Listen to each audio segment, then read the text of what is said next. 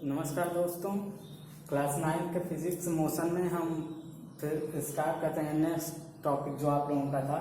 इससे पहले मैंने आप लोगों को बताया था दूरी और विस्थापन के बारे में, और आज मैं आप लोगों को बताने जा रहा हूँ दूरी तथा विस्थापन में अंतर क्या होता है। तो दूरी होती है उसे हम डिराइव इससे पहले वीडियो में कर चुके हैं और विस्थापन को भी कर चुके हैं। दूरी कहते हैं कि किसी समय में गतिमान वस्तु द्वारा तय की गई मार्ग की कुल लंबाई को वस्तु द्वारा तय की गई दूरी कहते हैं। और विस्थापन आपका होता है कि किसी निश्चित दिशा में गतिमान वस्तु की अंतिम तथा प्रारंभिक स्थितियों के बीच के न्यूनतम दूरी को वस्तु का विस्थापन कहते हैं। ये पहला आपका डिफरेंस हो गया। दूसरा जो डिफरेंस आपका होता है दूरी और विस्थापन में, वो दूरी आपका एक अदिश राशि है।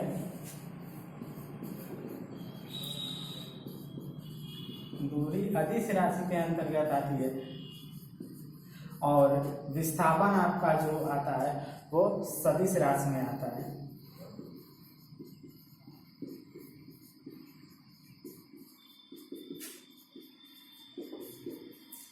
विस्थापन सदिश है क्योंकि दूरी को व्यक्त करने के लिए सिर्फ परिमाण की आवश्यकता होती है। विस्थापन को व्यक्त करने के लिए परिमाण और दिशा दोनों की आवश्यकता होती है। दूरी सदैव धनात्मक होती है। वस्तु अपने मार्ग से, सपोज दैट कि यहाँ से ए पॉइंट से आपकी ये वस्तु चली और ये चल के यहाँ पे बी पॉइंट तक आई। आपकी ए पॉइंट से चल के बी पॉइंट तक आई, बी से फिर सी तक गई। तो ये वस्तु सब आपका अगर ये 2 किलोमीटर किसी T1 समय में तय कर रहा है, T2 समय में आपका 3 किलोमीटर तय कर रहा है, सी पॉइंट से फिर ये डी पॉइंट तक आती है बॉडी, और ये डी पॉइंट तक अगेन हम कर लेते हैं 2 किलोमीटर T3 टाइम में आपकी ये बॉडी ट्रेवल करती है। तो ये अगर दूरी की बात करते हैं तो ये वस्तु ए पॉइंट से बी पॉइंट, बी से सी, सी से डी के बीच की जितनी दूरियां ये टोटल ऐड होती हैं, ये टोटल ऐड होके ये आपकी दूरी को बताती हैं। और विस्थापन आपका धनात्मक, ऋणात्मक या शून्य भी हो सकता है। तो ये आपका दूरी और विस्थापन में अंतर है। अब इसके बाद आपका नेक्स्ट टॉपिक जो आता है वो चाल तथा वेग आता है, स्पीड एंड वेलोसिटी।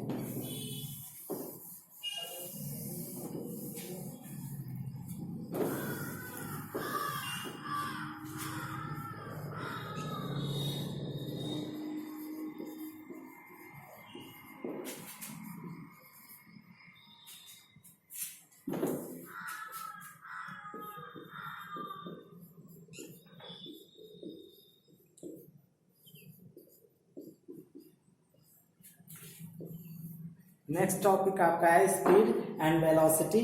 तो सबसे पहले इसमें हम पढ़ेंगे स्पीड के बारे में, यानी चाल।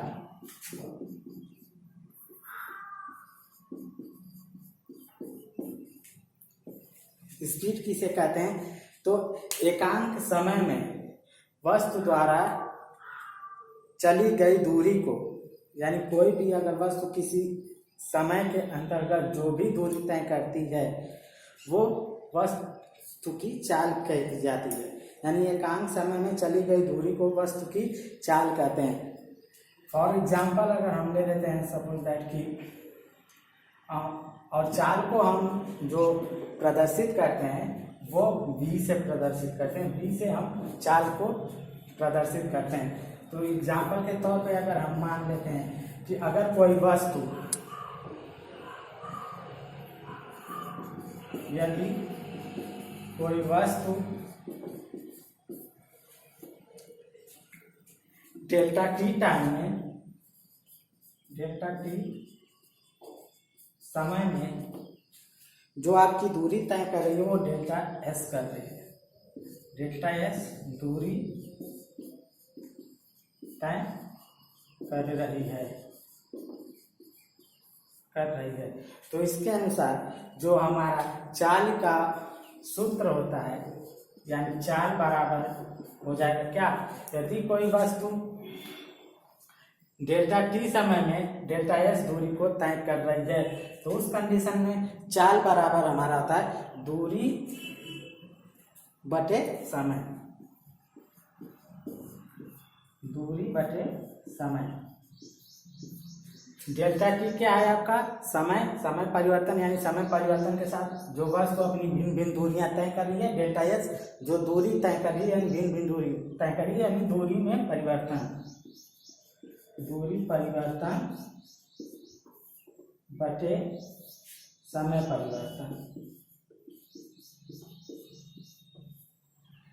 यानी v इक्वल टू हमें यहाँ से प्राप्त हो जाएगा दूरी परिवर्तन को डेल्टा एस से यहाँ पे डिराइव करते हैं, तो ये हो गया आपका डेल्टा एस डिवाइडेड अपॉन समय परिवर्तन को हम डेल्टा टी से यहाँ पे डिराइव करते हैं, तो v इक्वल टू आपका यहाँ पे जो प्राप्त होता है वो delta S divided by delta T. ये आपका एक फार्मूला यहाँ पे तैयार होता है। अब बात करते हैं यहाँ पे दूरी के मात्रक की, सॉरी चाल के मात्रक की बात करते हैं हम यहाँ पे। तो अब चाल का मात्रक क्या होता है हम ये फार्मूला से हम देख लेते हैं।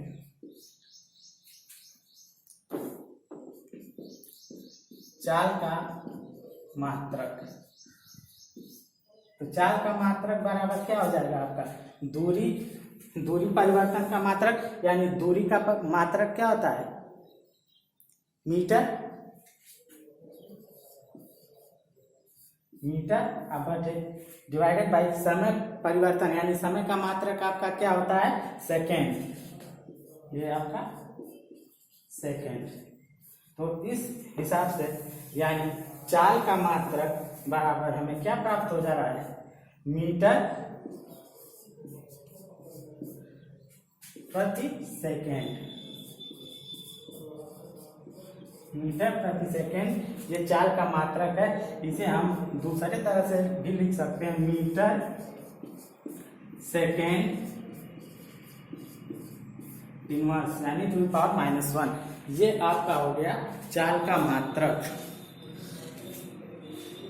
तो ये आपका चाल यहाँ पे क्लियर हुआ। अब दूसरा जो पॉइंट आपका है वेलोसिटी, वेलोसिटी को हम डिराइव कर दे रहे हैं। चाल को बता दें, चाल आपका एक अदिश राशि है, इसमें सिर्फ परिमाण को व्यक्त किया जाता है, ये इसमें दिशा निर्धारित नहीं होती है। अब हम दूसरा पॉइंट लेते हैं वेलोसिटी।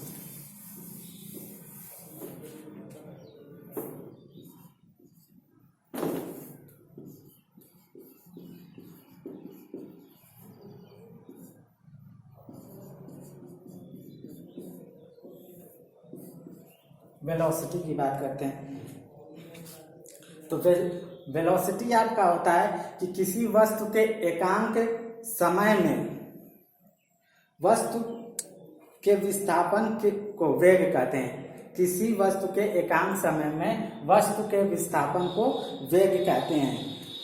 क्योंकि विस्थापन आपका एक सदिश राशि है, यहाँ पे इसमें परिमाण और दिशा दोनों निर्धारित होते हैं।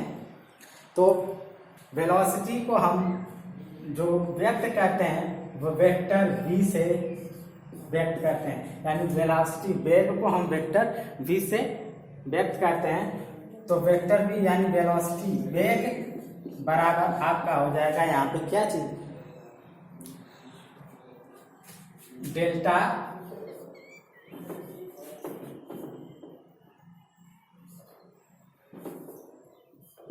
Vector v is equal to आपका हो जाएगा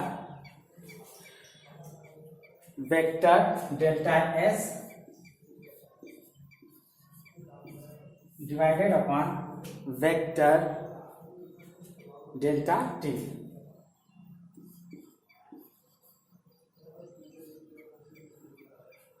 ये आपका velocity v is equal to हो जाएगा। तो अब दूसरा पॉइंट जो आता है स्पीड एंड वेलोसिटी यानी चाल तथा वेग में अंतर की बात करते हैं। तो वेग आपका सदिश राशि है, परिमाण और दिशा दोनों निर्धारित होते हैं। चाल में आपका सिर्फ परिमाण निर्धारित होता है। चाल एक अदिश राशि है। किसी भी वस्तु की जो चाल है वो धनात्मक अथवा शून्य हो सकती है, धनात्मक अथवा शून्य हो सकती है। यानी कैसे कोई बॉडी अगर एक पॉइंट से हमारा चलना स्टार्ट करता है और वो किसी t1 समय में मान सपोज कर ले कि t1 समय में वस्तु की जो चाल है वो 2 किलोमीटर प्रति या 2 मीटर प्रति सेकेंड है और ये पॉइंट बी तक पहुंचती है। अब पॉइंट बी पे जाने के बाद समय t2 के अंतर के बाद ये जो पॉइंट सी तक जाती है, तो इसमें क्या होता है, ये आपका t2 समय में ये चाल इसकी बढ़ भी सकती है। तो जिस कंडीशन में ये वस्तु की चाल बढ़ेगी तो क्या, जैसा बताया गया कि वस्तु की चाल धनात्मक भी हो सकती है, और अगर ये चल के यहाँ पे वस्तु रुक जाती है, विराम अवस्था में आ जाती है, तो उस कंडीशन में वस्तु का जो चाल है वो शून्य भी हो जाता है। और वेग जो आपका होता है, वेग हमेशा धनात्मक, ऋणात्मक अथवा शून्य भी हो सकता है। यानी वेग कभी t1 समय के अंतर से एक किसी समान चाल में चल, एक समान वेग से चले, t2 समय के अंतर पे वो उसके वेग में वृद्धि हो रही है, और अगर वो t3 तक जाने के बाद उसमें कमी आ रही है वेग में, तो ये ऋणात्मक परिणाम हमें देते हैं। और बात करते हैं अगर वेग की, वेलोसिटी के यूनिट्स मात्रक की बात करते हैं, तो वेग का मात्रक बराबर आपका हो जाएगा क्या, डेल्टा एस, यानी दूरी का मात्रक यानी metre divided by delta T, यानी समय का मात्रक आपका सेकेंड। तो इस हिसाब से वेग का मात्रक आपका हो जाता है मीटर प्रति सेकेंड। इतना आपका क्लियर है। अब इसके बाद जो नेक्स्ट हमारा टॉपिक आएगा वो आपको आएगा एक समान, नेक्स्ट जो आपका पॉइंट आएगा वो uniform and non uniform motion, यानी समान और असमान चाल की बात करते हैं। Sorry, uniform and non uniform speed देख लेते हैं इसे।